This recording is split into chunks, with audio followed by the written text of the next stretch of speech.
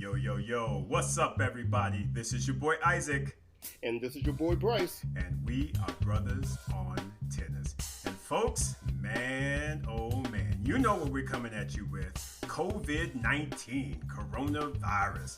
Folks, I tell you what, this pandemic is just turning the world upside down. It is craziness right now. But we felt like we needed to come at you. So Bryce, what we gonna come at him with, brother? Look, we felt like, everybody's been kind of going through something, right? Right. Everybody's world has changed. Everybody's day to day has changed, and a lot of the outlets that we've had in the past that we've looked for entertainment, they're not there. Right. And namely for us, the world of professional tennis has really come to a stop. So this podcast is something that does not have to come to a stop. Now, we may not have as much to talk about, but we can still have fun with you. That we can, brother. That we can. Right. Because there's still a whole bunch to talk about. Because I've been watching the Tennis Channel, at least when the news was breaking, bro. And I tell you what, they had some hotness going on up on the Tennis Channel. Folks was getting a little salty with the They are with the WTA and ITF and ATP and man. Oh, it's getting good. It's getting juicy. It's spicy. Go ahead, Bryce. No, but I just think, one of the things that we feel that we can do is maybe come with some episodes during this period of outage. Try to get some special guests. We're in the process right now of coordinating a few interviews. So hopefully we'll be able to pull those together and have those for you. And Isaac and I will come out here and we'll chat with you. Hopefully we'll entertain you a little bit. But we have to do what we have to do to get through the situation. So hopefully that will work for everyone. That's right. That's right. And folks, just on a serious note, take this seriously. I mean, of course, don't go crazy because boy, oh boy, I went to the store on Friday, Bryce, and Lord, it felt like a movie. It felt like a scene from a movie, dog. I mean, just, it did. Dude, I mean, just shelves are just empty. And I literally stood there and I think I blanked out for maybe a minute. Because I was like, what the hell is going on? It was so surreal, bro. Freezer section just emptied. Of course, all the toilet paper gone. Paper products just gone. And I'm just sitting there like, what is going on in the world? It is so crazy. So crazy. And you know what? I got a little lucky because for whatever reason, I had recently done a big stocking up of groceries and paper products and all of that fairly recently. So when all of this news about the coronavirus broke and people started, their mad rush to the stores, I was already pretty much stocked. Now, I did go back out and I decided, let me make sure I kind of beef up the meat in my freezer a little more, and I picked up a few other things. I noticed I was low on hot sauce and can't be low on the hot sauce. That is imperative. I had way too much catfish in my freezer to be low on my hot sauce. So I went back out there to get a few things, and I saw that craziness that you're talking about, and I was like, thank goodness, I didn't need those type of things like toilet paper and paper towels because there wouldn't have been any. Yeah, you just would have missed out. And the same thing, I'm kind of like you, man. I stay pretty good as far as, what I keep in my cupboards and what I keep in my freezer. So that whole trip that I took to the store, honestly, it was one of those late night Friday night. I just want some ice cream. So it was like 8:30. I just went to the store, figured it would be not too busy. But I mean, and you can only imagine at that time of night, no restocking had been done for the day. It just walking in and I just literally was walking down aisle by aisle, just in utter, I won't say shock, but just like, oh wow, this is out of control. It was just like I said, very surreal. So folks, let's be balanced. Don't be too crazy. We want to make sure everybody's got enough. So don't be hoarding. We don't need any of that. But at the same time, just make sure that you got yourself covered. and yet you're thinking about others, because that's one of the biggest things as well, Bryce, is, pay it forward. I mean, we've got a lot going on. There's a lot of people being impacted by this. A lot of folks ain't getting them coins. Right. And that's major, man. That's major. Luckily, for you and I, we're pretty good, but there's some folks that, they struggling because they ain't getting their coins, and we got to make sure that we looking out for them. And I'm hoping that our government is going to really step up and do right and get some cash out and some coins out for those folks. And because this gonna be a rough one, bro. This gonna be a rough one. It is. And when you talk about people not getting a coin, that is very true for the people in the professional tennis circuit. That's right. Because I think what people forget sometimes is that everybody on the tour is not Roger, Rafa, and Serena. Correct. Now granted, they have no. This is basically going to be a vacation for them. Right? Exactly. They like, yeah, we good. We're good. But there are a lot of players on the circuit that really are living. We hear a lot about regular people living check to check. There are a lot of players that are living tournament to tournament. Well, yeah. You heard about Noah Rubin getting out there offering the dudes, tennis lessons to help him get over the hump and things. So folks are doing what they got to do. It's crazy, man.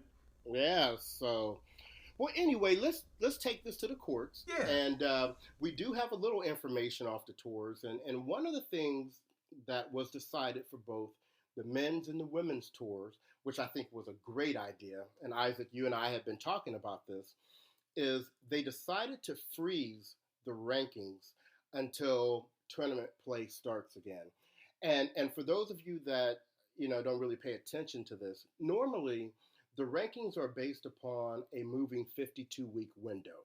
So that means this week last year, the results that you made are coming off of your ranking, and the points that you're earning this week are coming on. So with us not having tournaments being played, if we kept that system, points would just be coming off without the ability to add any new points.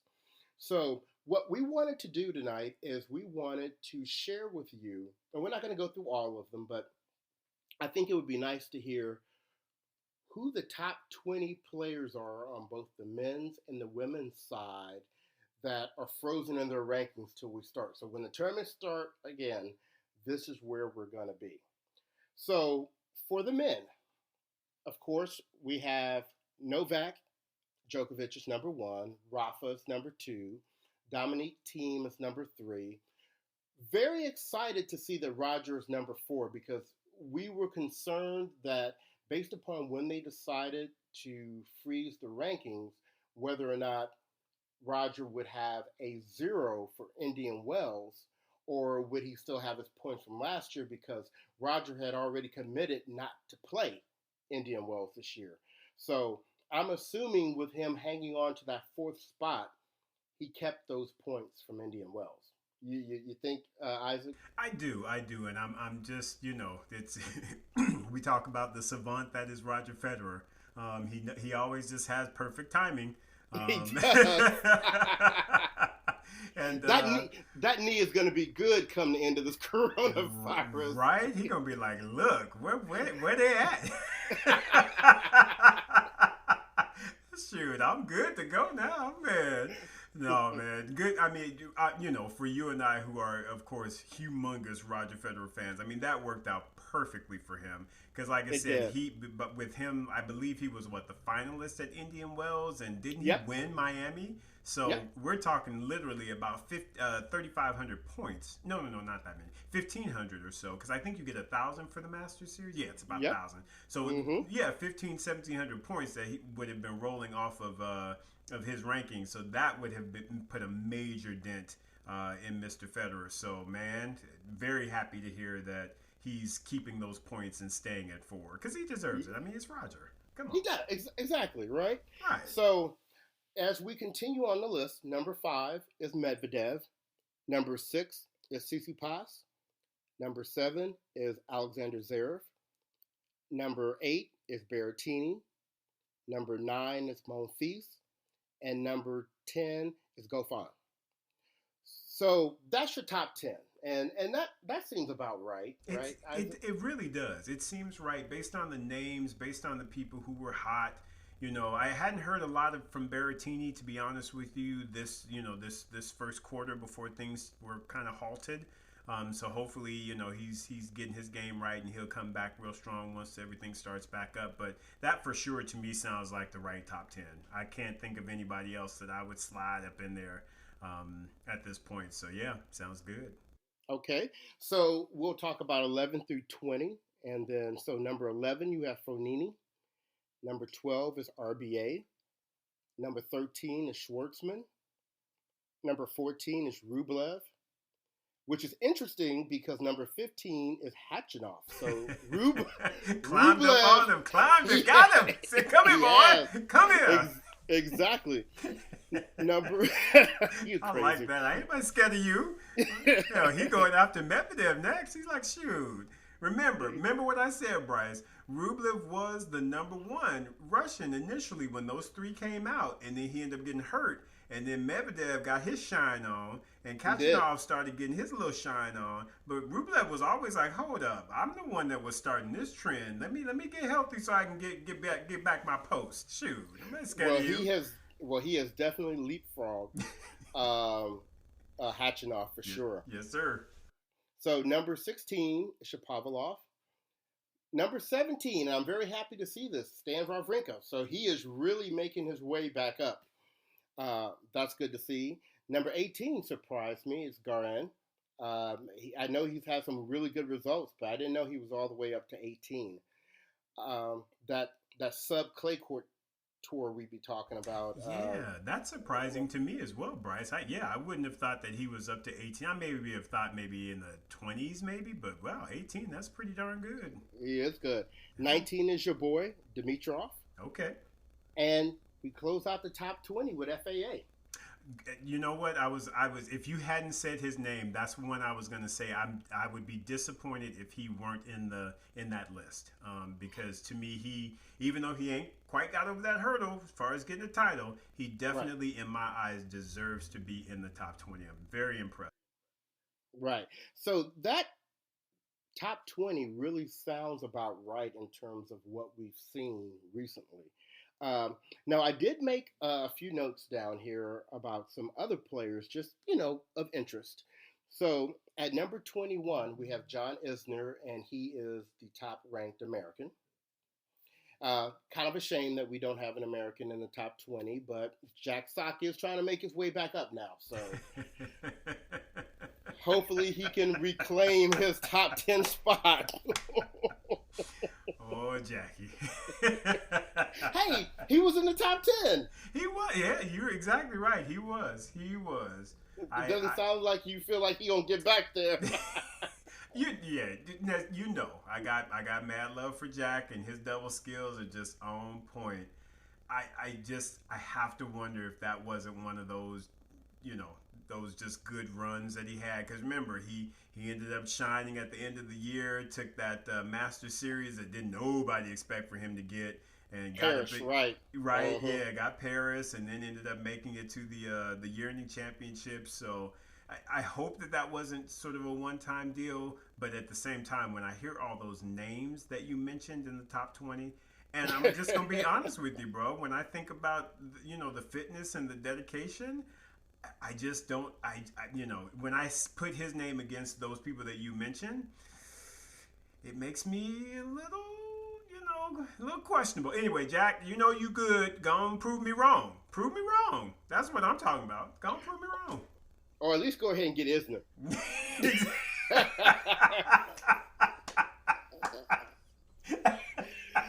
I mean, right at a minimum, just go and get Isner. Just start there. Start there. Go ahead and get that grandpa tennis that they be playing out there. So anyway, Isner is at number 21. Gotcha. If you are on Team Bryce, Dusan Lajovic is number 23. Ah, okay. He's top 20. Yeah. Yeah. If you're on the sinking ship called Nishikori, oh. Hey, honestly, don't be though, mad at me for telling the truth. no, I won't. I ain't mad at you, but honestly, bro, I still wonder if Nishikori is even going to be playing after this year. To be honest with you, I have a strange feeling he's going to retire. I don't know why. I just feel like he's. Well, gonna there have retire. been rumors. Yeah. There have been rumors to that he Yeah. has been considering that. So that really may happen. Yeah. So he's down to number 31. Mm-hmm. Tennis's bad boy Nick Kyrgios is at number 40. Shame. Yeah, but we do know, some of his more recent results have been low as a result of that wrist injury. So maybe, like Federer, this time off will be good for him. Right. To get that wrist right, and he can come back and be ready to go. Right. Yep. And then the final one, once again, if you're on Team Bryce, Tsonga is at number 49. Okay. So we'll see what he's talking about when he gets back. Now, for the women, number 1, we have Ash Barty. Number 2, Simona Halep. Number 3, Pliskova. Number 4, Kinnan. Oh, Grand Slam. That'll do it. that'll do a lot for you. Number 5, Svitolina. Number 6, Andreescu. Number 7, Kiki Bertens. Number 8, Bencic. Number 9, Serena. And number 10, Osaka. Mm-hmm. I love how you said all of their names and then you said Serena. You say everybody else's last name and you said Serena. You better know that's the queen. That's the queen, folks. That's why we say Serena, because you ain't got to say nothing else. That's exactly. Right. Now, like that. Now, how do you feel about that top 10? Okay, if I'm being honest, for me, I hear those names, and it's kind of like when you went through the top 10 of the ATP side, I was like, yep, that's the right top 10. On that side, it's like, there's still some folk that are up in there that in my eyes, they just holding on right now. Because I still feel like my girl Sabalenka is going to get up in there and kick somebody out. I look at folks like Sloane. I'm going to just keep my mouth shut on Sloane for a minute. Because she needs to go ahead and get married so she can get focused. Right, so she can get focused. Because right now she's still eating all the breadsticks and biscuits while she's walking off the court. Just leaving breadcrumbs and things. There's a trail. It's like, so she can find her way back to the court. Anyway, so that makes me sad, bro. Because when you think about, like I said, I think Sabalenka's gonna kick somebody out. Sloane is underperforming because she should definitely be in there. And I know you're gonna laugh at me, but I still believe Madison Keys should be in the top 10. Mentally, she ain't got herself right, but that game, she really should be in the top 10. If she can get that worked out, I feel like she gonna kick somebody else out their spot too. But yeah, so that's kind of how I'm feeling when I hear that top 10. It's like, there's some ladies that to me are underperforming and they ain't taking their spot. Well, you know how I feel. Madison Keys' middle name should be Should. So that's all I hear about Madison Keys. Oh, she should win a Grand Slam. She should be better. She should get through the next round. Who are you wrong? I thought Should was her middle name. I thought it was Madison Should Keys. Madison Should Keys. There you go. Anyway. That's funny. But anyway, so there you go.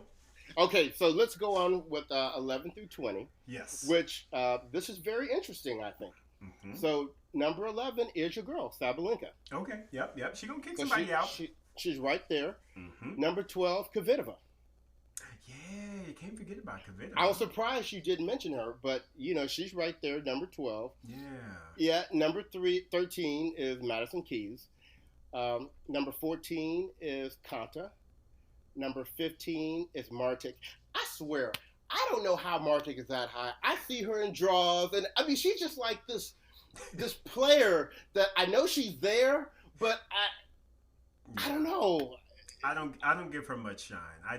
Her game is alright. It's cool, but I don't know. There's just really, I hate to say this, but there's just nothing spectacular about her that makes me interested. which is a shame because, like you said, she's in the top 20, so she must be doing something right. Yeah, she's number 15. Right, yeah. exactly. So I don't know. Yeah, I just see her name and it's just like, okay, it's Petra Martic. Okay. I know I wouldn't want Venus to play her right now, but but that's another topic. So we're gonna move on. That's right. Go move on. We're gonna move on to number 16, who is Muguruza. Number 17 is Rabakina. Number 18 is Vondrousova. Number 19 is your girl Ali Risk. Nice. And number 20 is Sakari. So, what do you think about 11 through 20? Yeah, see, there's a lot of folks in that 11 through 20 that I think is going to be trying to kick some folks out that 10. Because I know Muguruza is definitely one of them.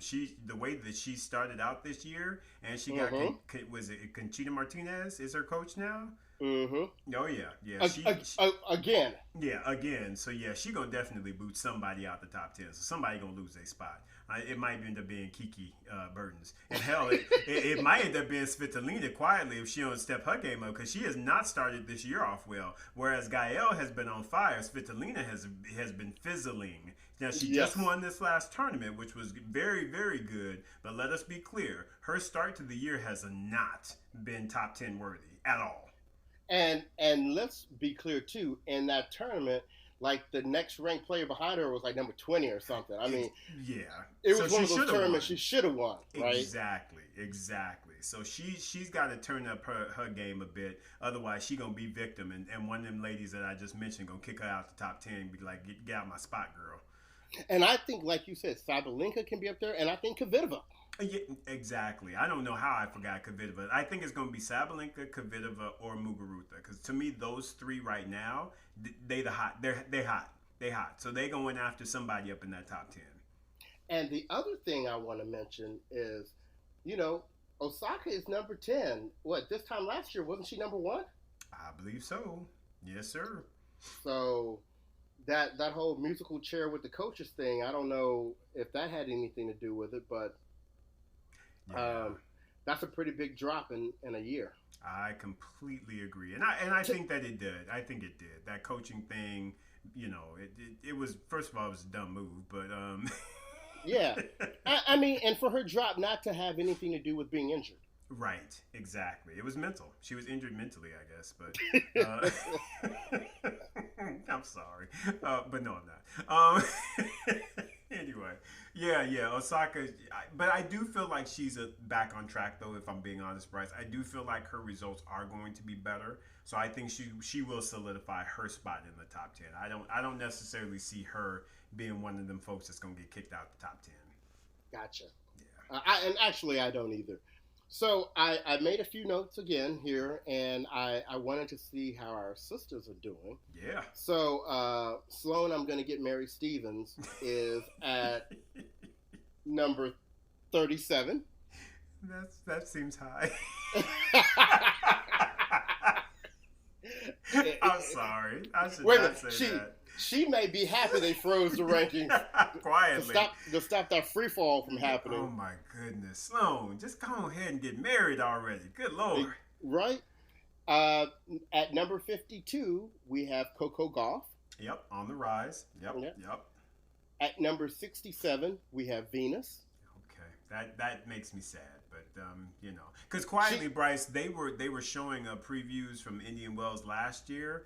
And I tell you what, Venus was playing some good ball, man. She looked good. She looked good. And I pray that over this break, she can really get herself right and get refocused. I mean, just one last push, V. One last push. Let's go ahead and get some things done and just go out, just style out. You know what I'm saying? But and it's so interesting you say that, because I actually watched a couple of those matches from last year at Indian Wells. Yeah. And I was thinking, she looked pretty darn good there, and the player that we're seeing right now, and here's no disrespect, because she's almost 40, right? Yeah.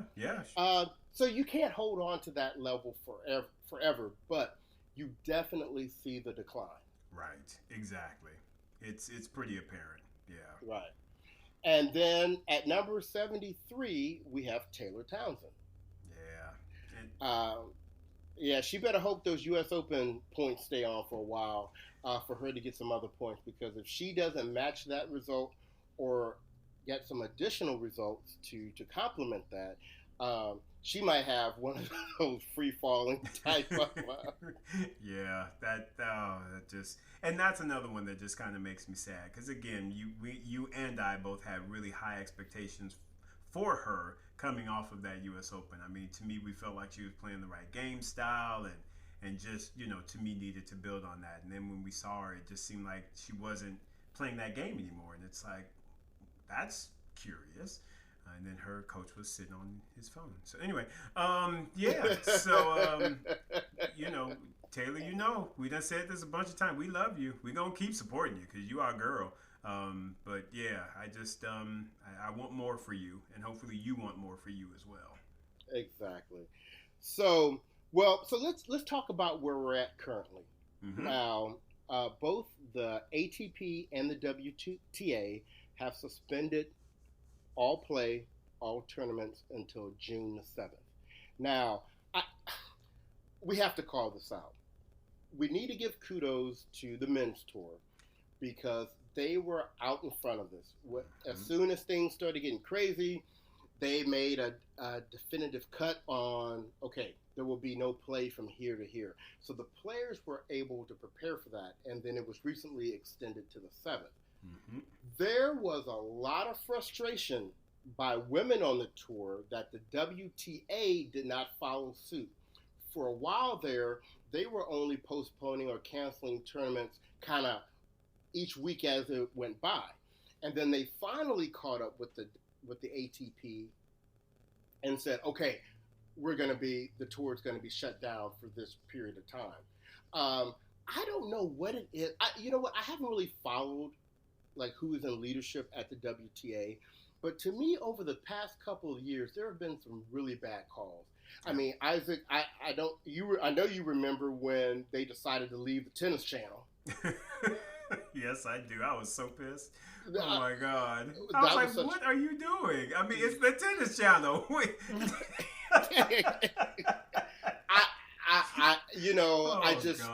I just didn't understand it, and then with this whole thing, they need to get it together, and it would be nice to see more collaboration between the ATP and the WTA tours.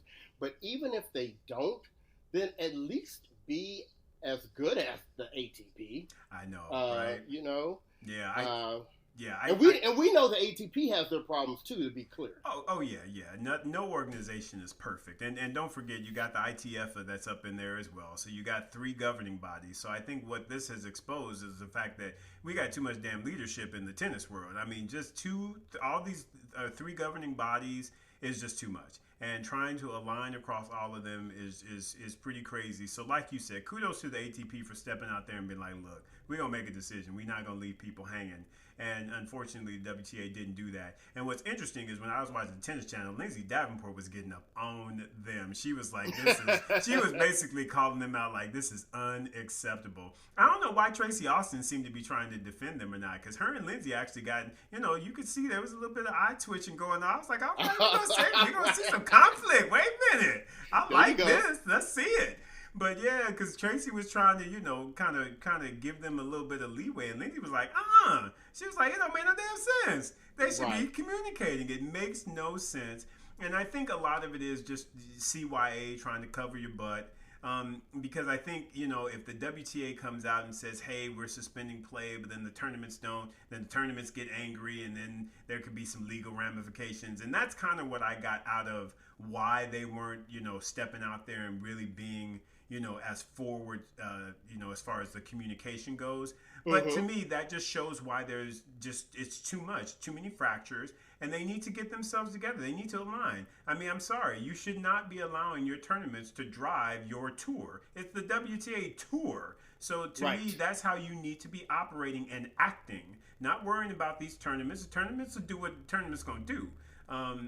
But to me, I feel like that was an opportunity for the WTA, ATP, and ITF to all be aligned. And unfortunately, the WTA did not get on board. So that to me was extremely disappointing. And it's something that they really need to look at and try to address while we're in this pause, if you will, of the tennis season, because it's not attractive. It just doesn't look good. It does not.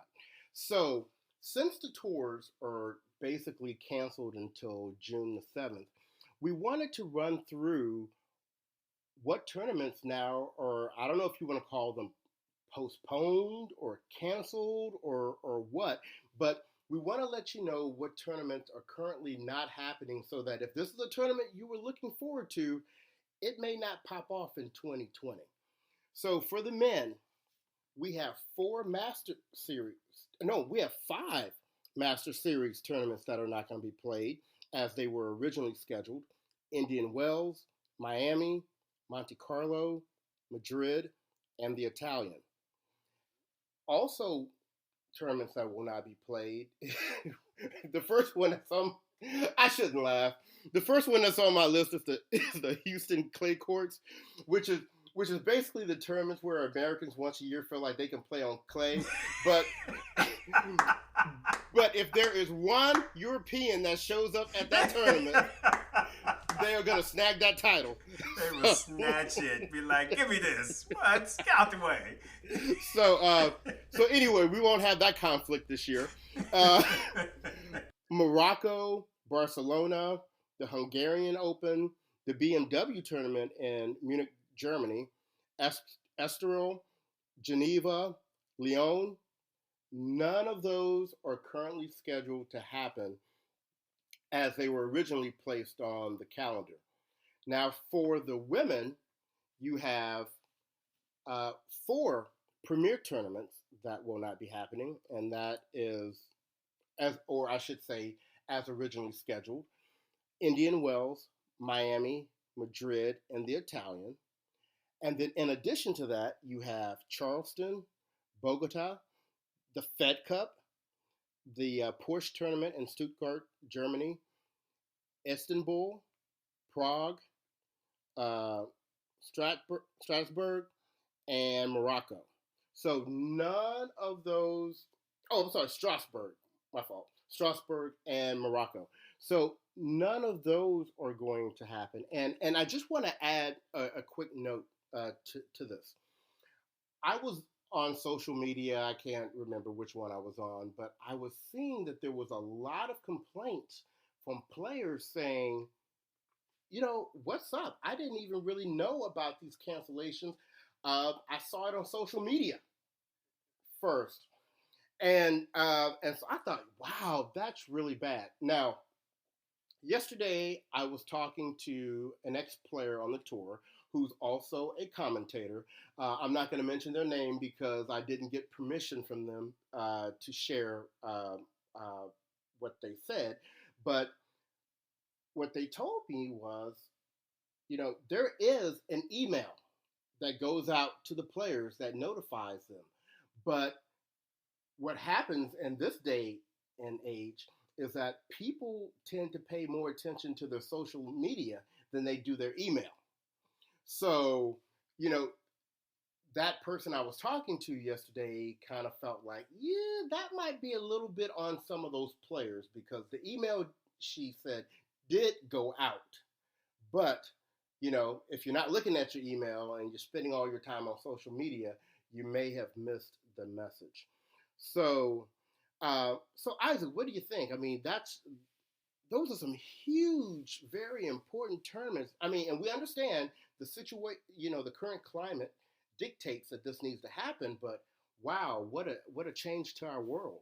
Yeah, man, it's a serious impact. I mean, just to not play any of those tournaments, like I said, there's so many implications. I mean, you talk about the financial implications. You talk about, and on all sides, the tournament, the players, the tour itself.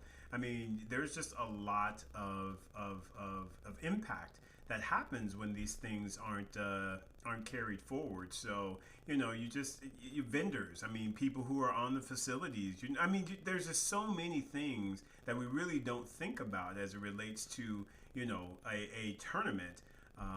that it's just really really crazy, bro, and it's disappointing. I mean, because as fans of tennis, we are not really going to be able to enjoy our sport for months, and that in itself is just, I mean, that's rough because, as you know, sport, I mean, that's what honestly it's unity. That's what brings us Mm-hmm. together. Yep. So when you don't have it, it's really a huge gap, that it causes. So yeah, man. I mean, it's just very very disappointing, but at the same time, it's the right decision. I think Absolutely. I was mentioning earlier, like I said, I keep looking at the little map of the coronavirus, and how many cases have been confirmed and how many deaths have been confirmed, and it's just really something that we've got to do what's right up front in order to contain this, because simply put, it's just not something to play with. And Bryce, funny enough, I was talking to who I call my B fam, my brother from another mother, Mm-hmm. earlier, when talking about the bowling that got canceled, because folks, we also bowl. And I was kind of telling him, back in the 2015 time frame, when I took ill and had to go to the emergency, and I experienced what I was experiencing is a lot of what is going on. It was like, I had pneumonia, I could barely breathe. My heart was having issues. I had pulmonary embolism. So it just, all of the things that you're hearing, and I felt like during that window that, hey, my it was looking kind of bleak. So to see the impact of this, I'm very sensitive to it, and I just am praying that people are taking this seriously. Again, not freaking out, because we don't need no crazy folk, but you Right. got to be taking this seriously, because I mean, it is, mind you, there is no cure. So it's like, yeah, you got coronavirus, but there's no cure for this. So even though you're in good health, if you pass it on to someone that's not, you could be sealing their fate. So it's just something that we all need to be very conscious of and responsible about. So sorry to go down that path, but it's No, just, no, you know what important I to say. mean? Yeah, it's just, Yeah. we got to be serious about it, man. So that's my take on just, again, the tournament situation, and just not being able to enjoy tennis over these next couple months is it's really impacting, and it's not something that I am looking forward to, but understanding that it is the reality and it's the right thing. What's your opinion on it, bro? I mean, I haven't really talked with you about that specific thing. So how are you feeling about it? I definitely think it's the right thing to do. I mean, if you look at the situation we're at now, I mean, we live in Orange County, California, Yep. and we're basically on lockdown here. Yeah. So if you're not expected to even really leave your house, but for extremely necessary type of things, how can we talk about going out to, and for us, the tournament was Indian Wells. Yep. I mean, going out there, and even though we hopefully are in that group where if we were to catch it, it would be something that we could recover from, we don't want to pass it on to someone else that might not be in the same situation. So it is absolutely the right thing to do. It is absolutely the responsible thing to do. Tennis will be there when we get through all of this. Um, and so I totally agree with it. So, you know, in summary, kind of what does this mean? It means that the spring hard court season was canceled, Yep. and basically the clay court season I know. was canceled. So the players will come back the week that the first grass court tournaments would be starting. Wow. So I want to bring up now. There's probably one tournament we haven't talked about that you're kind of like, oh, they've mentioned all these other tournaments, but there's a Grand Slam in there Yup. that we haven't talked about. Yup. And this is why we know the French are ghetto. And I mean that in a way of almost respect. Right? Because let us tell you what Listen. the French Open did. Okay. So the French Open was like, okay, we understand, the dates that, we have on the calendar. What is it? End of May, beginning of June. Is probably not going to happen. Right. So The Grand Slams are not governed by the ATP nor the WTA.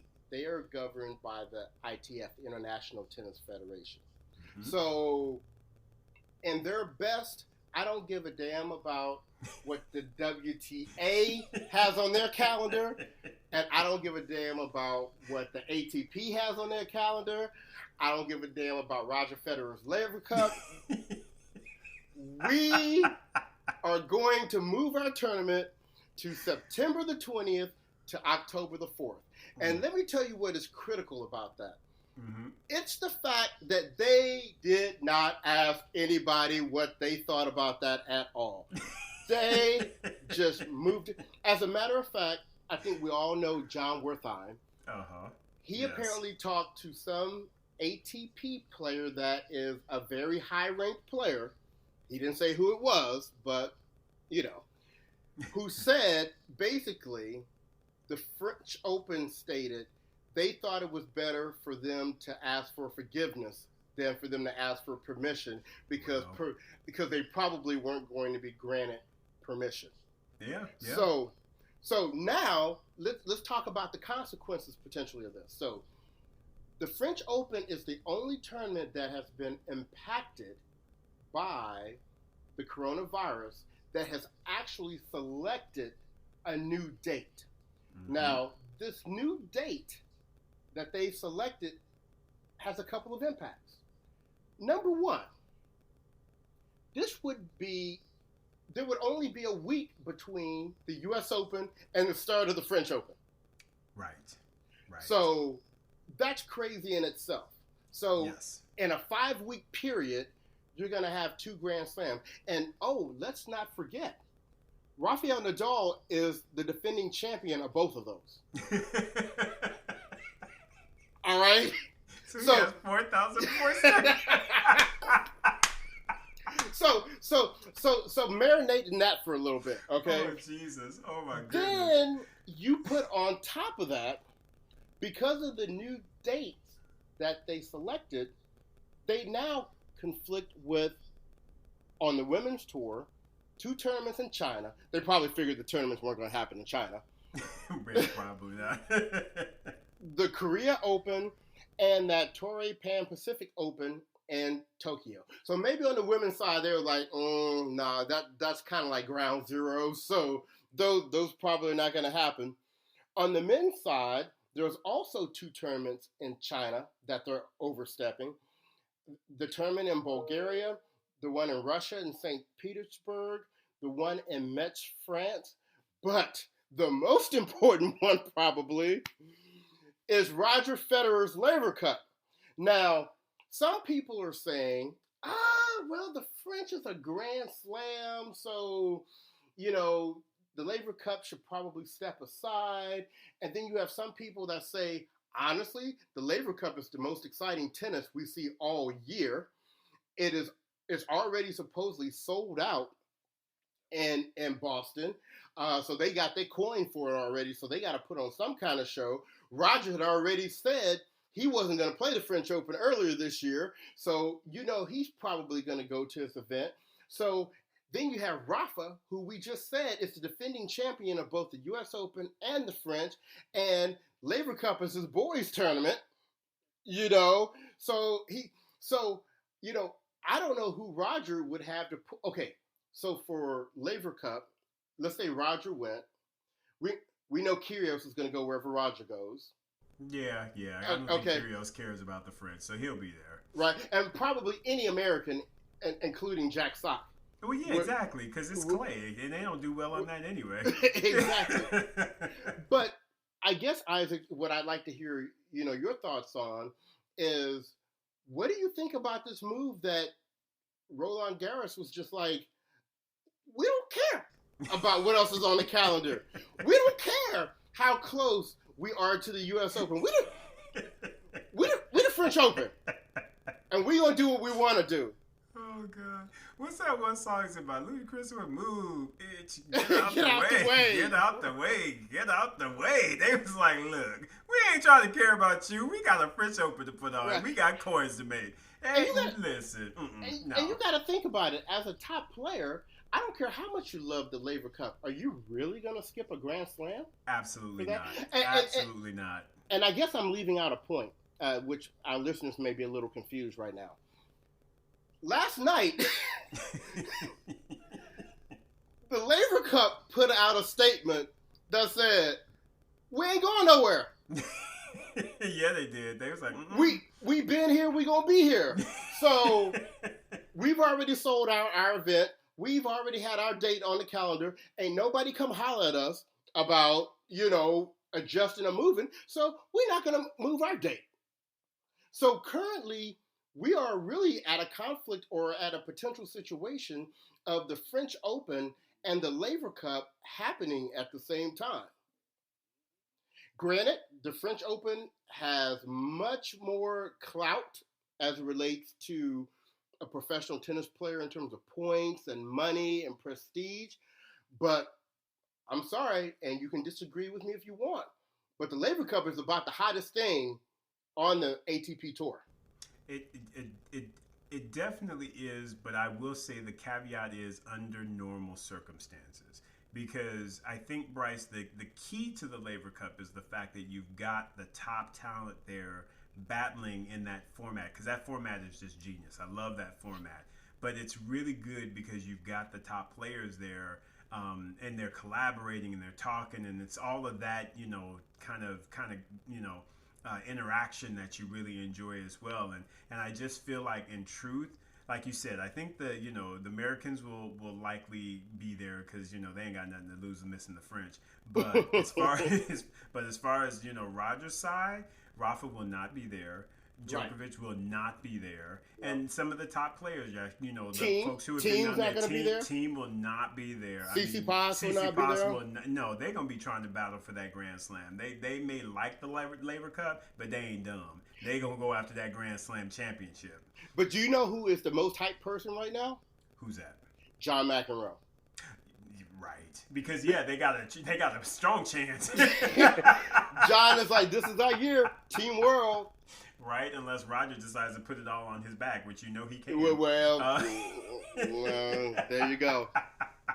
But yeah, man, I have to say, I give mad props to the ITF and to Roland Garros for just saying, look, we're not even trying to debate and or discuss we are not doing it. We're going to put it out here, and this is what it's going to be. And, hey, good kudos to knowing your level of authority and just getting it out there. Again, put it out there, and again, unlike the WTA that was all hesitant and timid, Roland Garros like, we want this date, so we're going to take the date. And I appreciate that. Exactly, Rolo. Roland Garros was like, we got that good favor. Shout out to the Clark sisters. But they were like, we got that good favor, and we're going to go ahead and we're going to put this out there. And y'all deal with it. Because because with any of the Grand Slams, who's really going to skip it?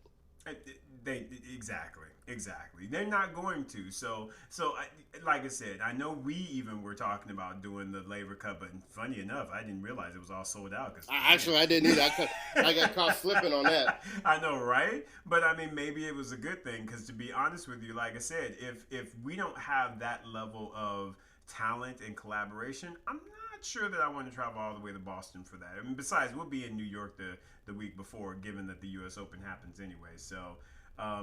Maybe. Yeah. So it's it's crazy. It's crazy. And I've seen some people online saying that apparently the Laver Cup tickets were like really, really, really expensive. And so the thought is, okay, you can still have the event, but that's the problem with something like this, where it's when you buy tickets to an event, because it doesn't guarantee who the participants are going to be. Right. So by all rights, from a business standpoint, Roger and Tony Gossick and all of them could be like, we're still having it. We're still having the event. Your ticket is still good. You can still come. But most of those people paid those high amounts because, like you said, they were expecting to see the teams and the Djokovic's and the Nadals and the Federers and all that. And, now they're going to see Roger Federer, playing against, Mackenzie. McDonald. Yeah. Yeah, I just don't know that that's going to make a ticket holder of like a $500 ticket happy to see Roger and Mackie McDonald playing. No, it ain't gonna get it done, pimp. Ain't gonna get it done. Roger's gonna be like, you know what? If this is my last year playing Laver Cup, I am about to style out. Oh my goodness, show enough, man. It's gonna be interesting to see how all this turns out because, like I said, to me, it's gonna be very dependent on who they can solidify and confirm, and then the matchups and everything. But I just don't believe it's going to have that same level of fire that we were expecting it to have because, again, the folks are going to make the right choice, which is to play the Roland Garros. And Bryce, just really quickly, how crazy is it that they are basically expecting you to go hard court for 2 weeks, take a week off, and then jump on clay for a Grand Slam? Talk to me about that.